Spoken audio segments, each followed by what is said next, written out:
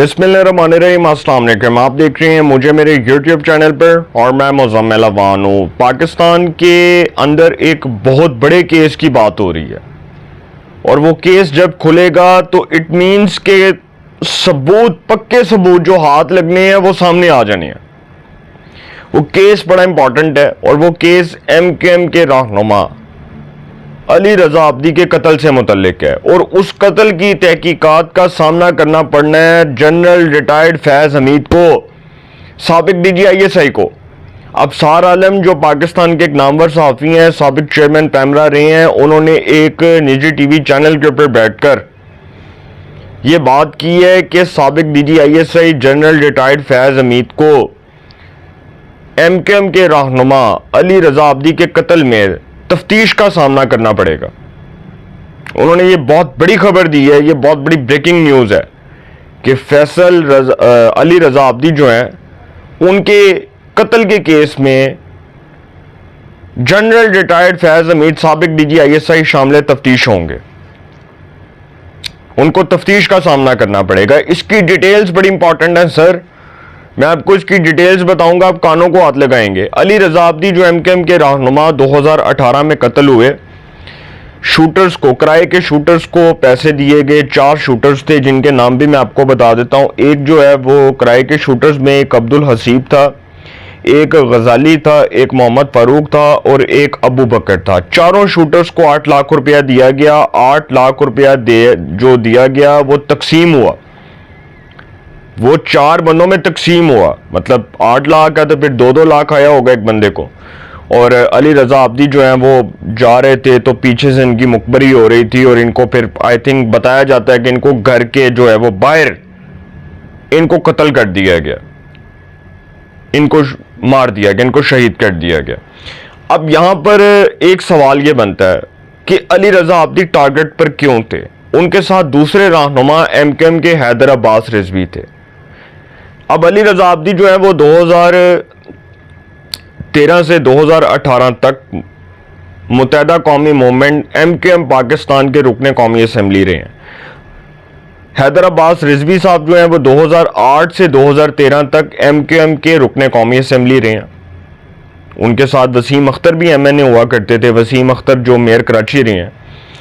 अब 2 बंदों के नाम आ रहे हैं कि 2 बंदे जो हैं वो टॉप सिटी जो केस जिसमें फैज़ हमीद को गिरफ्तार किया गया, फैज़ हमीद दरअसल गिरफ्तार तो टॉप सिटी केस में हुए हैं ना, और हम समझते थे कि टॉप सिटी केस जो है वो तो कुछ भी नहीं है।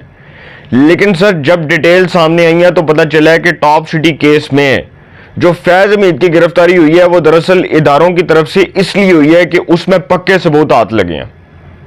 कंफर्म बात बता रहा हूं आपको, पक्की खबर दे रहा हूं अंदर की, कि फैज़ हमीद जो टॉप सिटी केस में गिरफ्तार हुआ है अपने करतूतों से, अपनी कारस्तानियों से तो हुआ जो उसने किया। टॉप सिटी केस में इल्जाम यह था कि फैज़ हमीद ने टॉप सिटी के मालिक मोइज अहमद जो है उसकी फैमिली को थ्रेट किया, उसकी फैमिली को हिरास किया, उनकी वीडियोस बनवाई, उनके ऊपर तशद्दुद किया। टॉप सिटी का जो मालिक है उसको मारने की, कत्ल करने की धमकियां दी और उसको कहा गया कि तुम मुल्क छोड़ दो, तुम मुल्क फरार हो जाओ।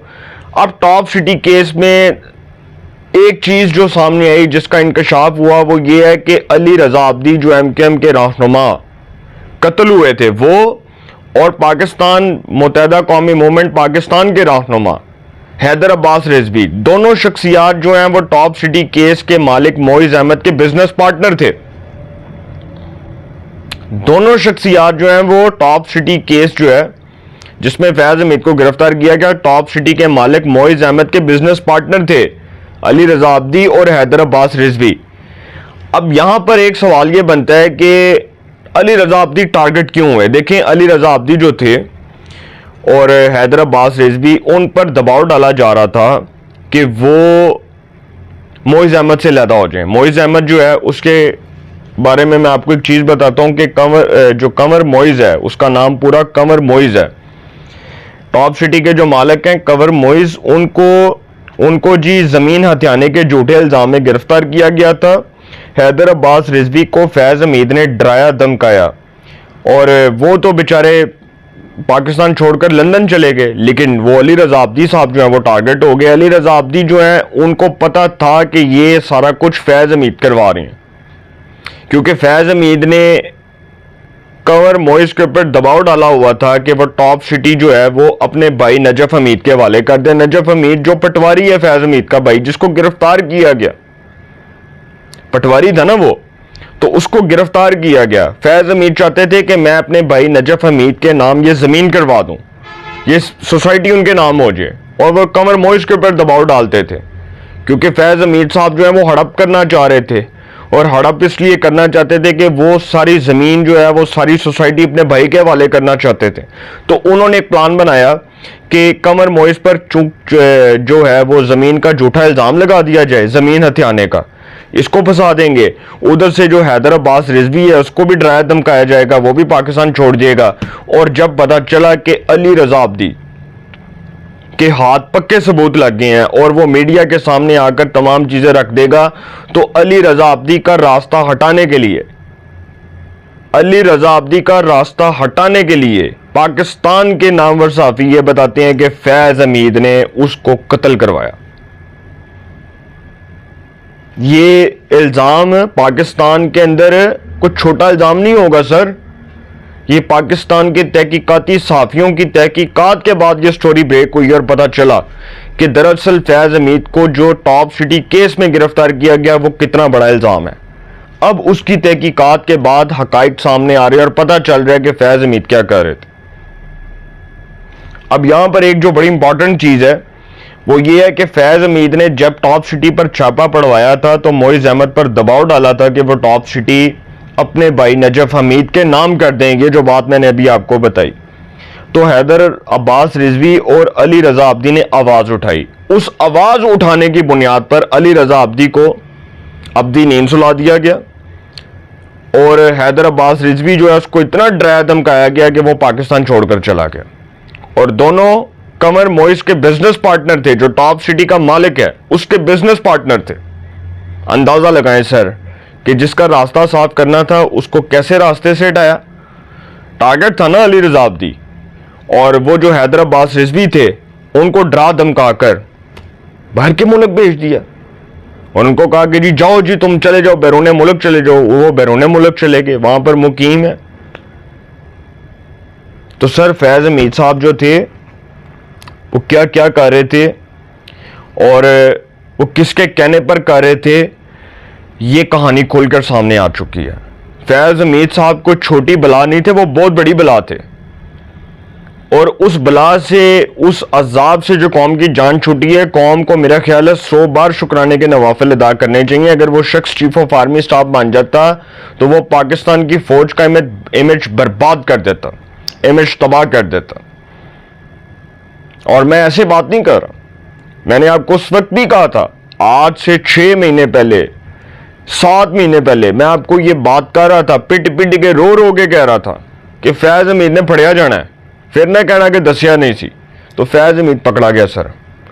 वो इसलिए पकड़ा गया क्योंकि उसके खिलाफ जो सबूत हैं, जो शवाहिद हैं, वो बड़े ठोस हैं। और ये साबित हो जाना है, पाकिस्तान की मौजूद अदालतों से साबित हो जाना है कि फैज हमीद साहब मॉरली तौर पर करप्ट थे। अगर ये किसी टाइम में फैज हमीद साहब के खिलाफ ये इंक्वायरियां खुली और ये सुप्रीम कोर्ट तक गई, अब तो जस्टिस शौकत अजीज सदीकी साहब सुरखरू हो गए हैं। जस्टिस शौकत अजीज सदीकी केस में फैज हमीद के ऊपर जो इल्जामात हैं वो बड़े संगीन है। फैज हमीद के खिलाफ एक नई इंक्वायरी खोलने जा रही है और वो नई इंक्वायरी ये है कि अकरम शेख जो पाकिस्तान के नामवर वकील हैं, पाकिस्तान के माहिर कानून हैं, मुमताज कानूनदान हैं, पाकिस्तान के सीनियर लॉ एक्सपर्ट हैं, सीनियर कानूनदान हैं, उनके घर जो डकैती का वाकया हुआ था उसका इल्जाम भी फैज हमीद के ऊपर आ गया। आखो माशाल्लाह। फैज हमीद साहब जो है उनके ऊपर एक और इल्जाम ये लगा है कि जो पाकिस्तान के नामवर कानूनदान है, पाकिस्तान के सीनियर कानूनदान है, अकरम शेख साहब, उनके घर जो डकैती हुई थी उसका इल्जाम भी फैज हमीद के ऊपर है। तो फैज हमीद नहीं बचता सर, फैज हमीद नहीं बचता तो इमरान खान भी नहीं बचता।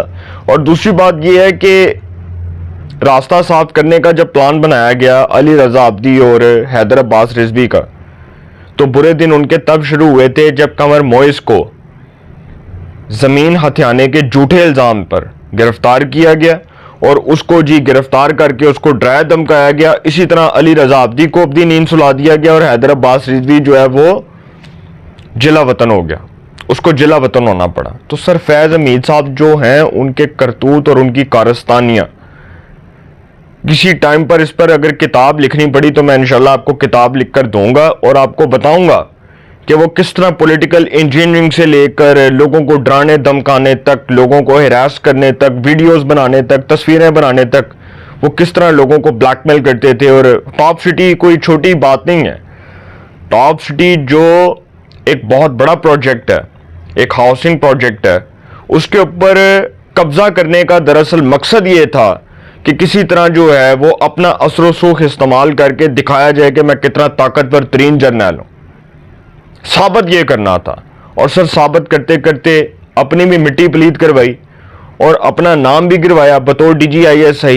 पाकिस्तान की जो फौज है उसका इमेज जो खराब करवाया। आज पाकिस्तान का इमेज भी बहाल हो गया। पाकिस्तान की आर्मी जिसके ऊपर पूरी कौम ये फख्र कर रही है कि उन्होंने अपने अंदर, अपने इदारे के अंदर से एक ऐसे शख्स को आइडेंटिफाई किया जिसके ऊपर संगीन इल्जामात थे और उसको पकड़कर उसका फील्ड जनरल कोर्ट मार्शल शुरू कर दिया। इससे बड़ी बात कोई हो नहीं सकती। तो सर जो ये समझते हैं कि फैज़ हमीद जो है वो बच जाएगा, सर बचना कोई नहीं। होन पता चलिया कि टॉप सिटी केस है कि असल हक़ाइक़ जब आपके सामने रखे हैं तो पता चला, आपको भी पता चल जाएगा। आप भी ये व्लॉग सुनिएगा और इसमें बड़ी इंटरेस्टिंग चीज़ें मैंने आपसे शेयर की हैं और आगे जाकर मज़ीद चीज़ें जो हैं वो आपसे शेयर करूंगा, क्योंकि सर फैज़ हमीद साहब के ख़िलाफ़ मज़ीद जो इंक्वायरियाँ खुलेंगी उसकी जो तवील फहरिस्त होगी वो आपके सामने रखूंगा। तो आप आप जो है वो कानों को हाथ लगाएंगे और आपके रोंगटे खड़े हो जाएंगे। अपनी राय का कमेंट्स में ज़रूर इज़हार कीजिएगा। इंशाल्लाह एक नए सेगमेंट के साथ फिर मुलाकात होगी। अपना बहुत ख्याल रखिएगा। आल आने के बाद।